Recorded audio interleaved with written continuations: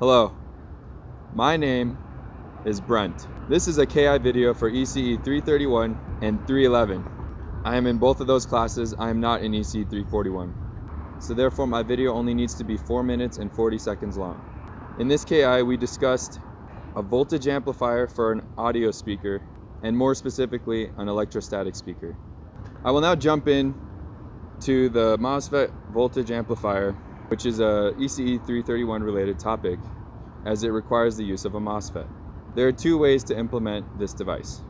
First, you must have an N-channel MOSFET, as can be seen in the diagram. The gain of such a device is given as the function of negative GM over the output resistance.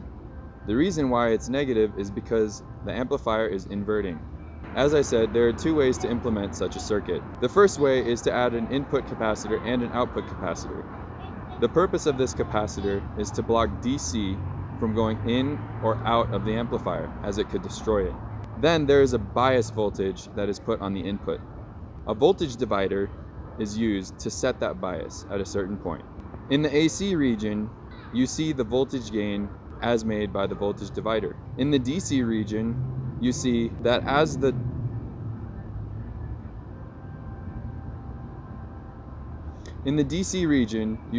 the voltage increase causes the current in the drain resistor to increase. This will cause the voltage of the drain to decrease.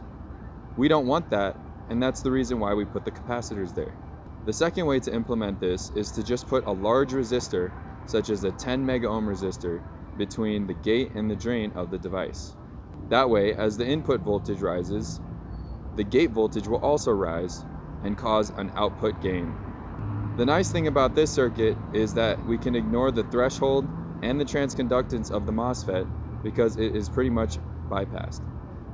Now we move on to the speaker, which is the reason why we are using the amplifier.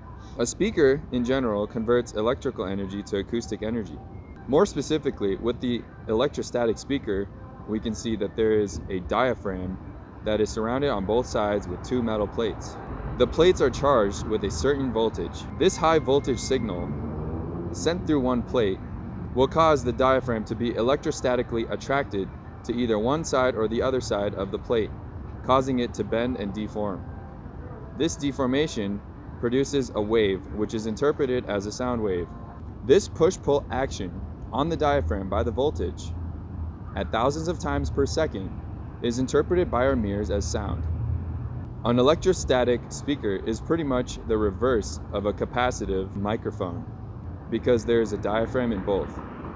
The major downside of this type of speaker is the lack of range in the lower frequencies.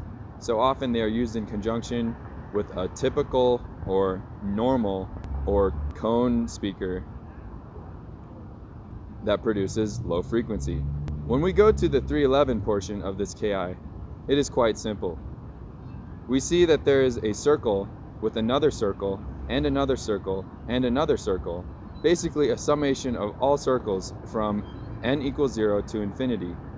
They're all attached to each other and rotate at a given omega naught.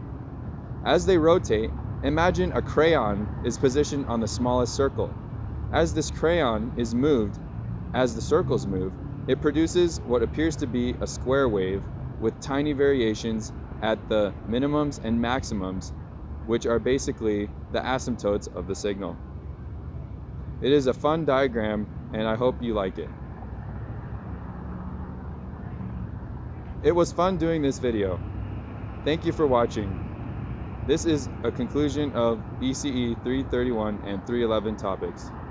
Goodbye. Okay, you can kill it.